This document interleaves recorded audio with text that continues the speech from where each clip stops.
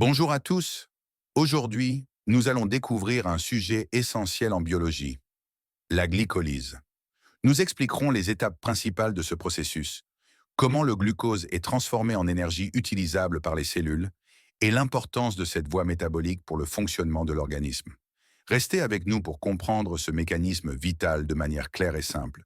La glycolyse est une voie métabolique composée de 10 réactions enzymatiques. Elle transforme le glucose, C6H12O6, en deux molécules de pyruvate, C3H4O3, avec production d'énergie sous forme d'ATP et NADH.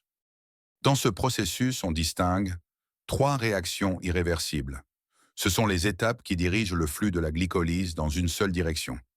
Elles sont fortement exergoniques et ne peuvent pas être inversées dans les conditions cellulaires normales. Ces réactions sont 1. La phosphorylation du glucose en glucose 6-phosphate par l'hexokinase. 2. La phosphorylation du fructose 6-phosphate en fructose 1,6-bisphosphate par la phosphofructokinase 1, PFK1. Troisième, la conversion du phosphoénol pyruvate, PEP, en pyruvate par la pyruvate kinase. Cette réaction réversible. Ces réactions sont proches de l'équilibre énergétique, ce qui leur permet de se dérouler dans les deux sens selon les besoins de la cellule. Elles permettent d'ajuster la glycolyse à différentes conditions cellulaires. Les étapes réversibles incluent l'isomérisation du glucose 6-phosphate en fructose 6-phosphate, la conversion du fructose 1,6-bisphosphate en dihydroxyacétone phosphate, DHAP, et glycéraldéhyde 3-phosphate, G3P. La production de NADH par l'oxydation du G3P. La production d'ATP à partir de 1,3-bisphosphoglycérate et 3-phosphoglycérate.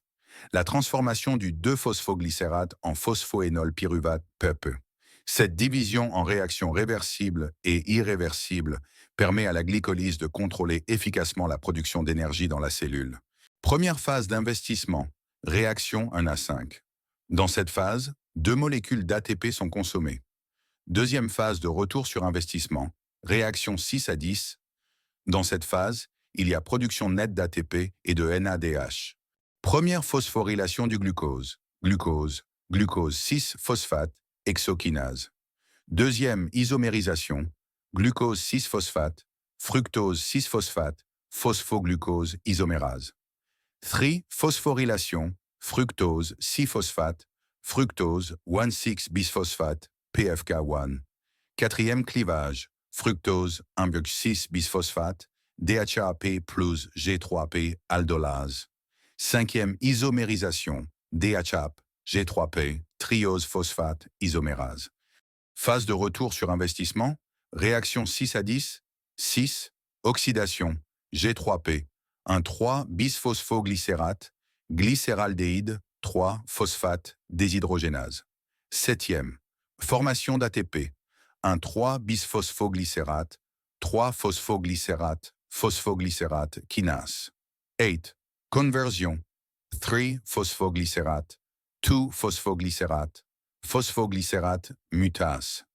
Neuvième déshydratation, 2-phosphoglycérate, PEP, énolase.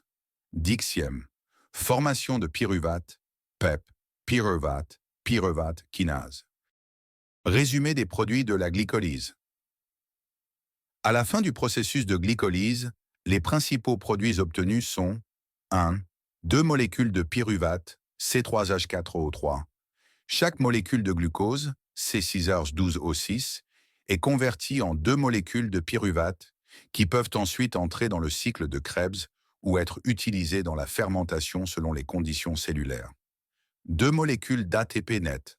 Bien que 2 ATP soient consommés au début du processus, étape d'investissement, 4 ATP sont produits au cours des étapes suivantes, pour un gain net de 2 ATP par molécule de glucose. 3 molécules de NADH. Le NAD+ est réduit en NADH lors de l'oxydation du glycéraldéhyde 3-phosphate en 1,3-bisphosphoglycérate. Le NADH peut être utilisé dans la chaîne respiratoire pour produire plus d'ATP si l'oxygène est disponible. Ainsi, la glycolyse est un processus qui produit une petite quantité d'énergie sous forme d'ATP et de NADH, tout en générant des molécules de pyruvate pour des étapes métaboliques suivantes.